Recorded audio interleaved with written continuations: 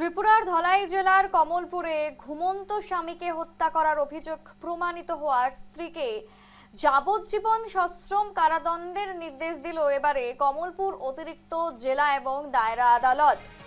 মামলার বিবরণ অনুযায়ী 2023 সালের 27 মে রাতে কমলপুর থানাধীন চুলবাড়ি পঞ্চায়েতের জগন্নাথ পাড়ার বাসিন্দা মোহন মারার স্ত্রী ঝুমা মরার এবং 4 বছরের কন্যা সন্তানকে নিয়ে রাতের খাবার খেয়ে ঘুমিয়ে পড়লে পরদিন সকালে বিছানায় মোহনের নিথর দেহ উদ্ধার হয়, গলায় কালচে দাগ। কমলপুর থানায় খবর দেওয়া হলে পুলিশ ঘটনাস্থলে পৌঁছে মৃতদেহ উদ্ধার করে ময়নাতদন্তের জন্য পাঠায়।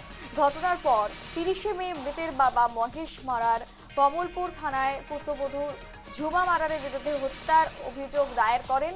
মামলায় মোট 12 জন সাক্ষীর সাক্ষ্য গ্রহণের পর আদালত অভিযুক্ত ঝুমা মারাকে ইতিমধ্যেই ভারতীয় দণ্ডবিধির 302 ধারায় দোষী সাব্যস্ত করে যাবজ্জীবন কারাদণ্ডের নির্দেশ এবং 5,000 টাকা জরিমানা অনাদায়ের 2 মাসের কারাদণ্ডের নির্দেশ দেন।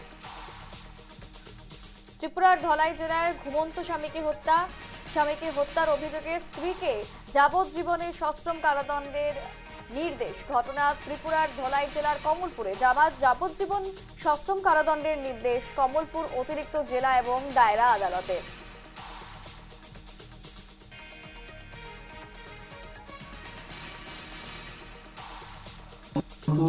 এডিশনাল সেশন জাজ মাননীয় বিচারপতি সুনীল কুমার সিং একটি স্ত্রী কর্তৃক স্বামী হত্যার মামলা রায় ঘোষণা করেছেন। ঘটনাটা ছিল 27/5/2023। ওই দিন রাত্রিবেলা রাতের খাবার পর স্বামী স্ত্রী এবং 4 বর্ষীয় শিশুকন্যা সহ ওরা শুতে যায় ওদের নিজ ঘরে।